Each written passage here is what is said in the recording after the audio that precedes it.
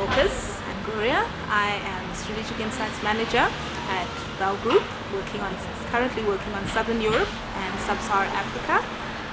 Started my career at UCT, working on the National Income Dynamics Study, which is like a longitudinal study, commissioned by the Presidency in 2007, and then moved on to Procter & Gamble, and along the way did other things. Now I'm at Bell.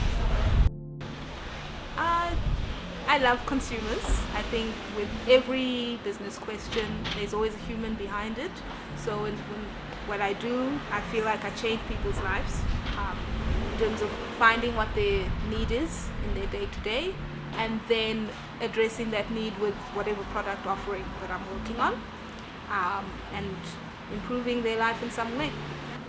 I think my worst day is when you know you have a really good insight, you know there's a big commercial value behind it, but you're working with a lot of big egos in the room, and because they haven't discovered this insight, they're not willing to proceed with it. So I think that, for me, and it's a constant bad day on the job, is when you know you have something good, but you have to deal with the politics of the job.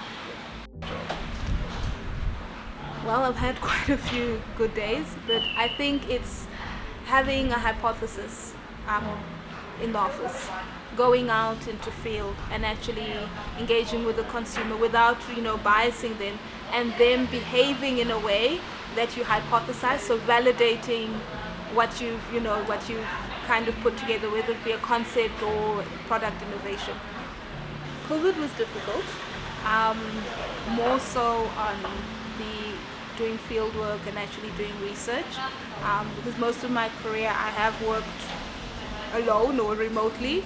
I didn't feel the office dynamics. Some people felt like they were missing the office, but it was more in terms of meeting with consumers, having the opportunity to actually to have that face-to-face engagement. So I would say that was the most difficult thing for me during COVID, was how do you answer business questions without being able to see people face to face, or even take a stroll, in a shop to kind of see, is this merchandising going to work or not, in essence. When you think that it's, that you're not going to kind of get it answered, it is possible. You just have to be super creative. I've learned a lot about social media, about social listening. I also learned a lot about myself in terms of how far I can stretch myself, in terms of not being surrounded, by colleagues. Even though you're sitting in an office and you're working remotely, it is good to have the opportunity to bounce off ideas of your colleagues. Yeah, I find that people have lost a lot of that human touch. In the past, we would be able to go, into a mall and do like intersects of people and just ask them, general questions. And there's this element of fear of like strangers. You see as well in the workplace that camaraderie, it's gone, because a lot of people are in this hybrid working model. So you don't actually feel that team spirit anymore, because you're never there all together.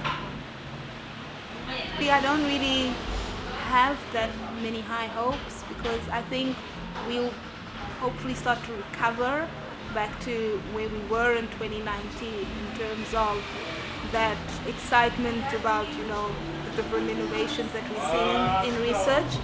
I think that in 2023 we will probably struggle with the same things we struggle today in South Africa, specifically load shedding, which has, I think, driven a lot of people crazy, professional people, because you can't really perform your job properly because you're constantly being load shed, especially if you work with international stakeholders.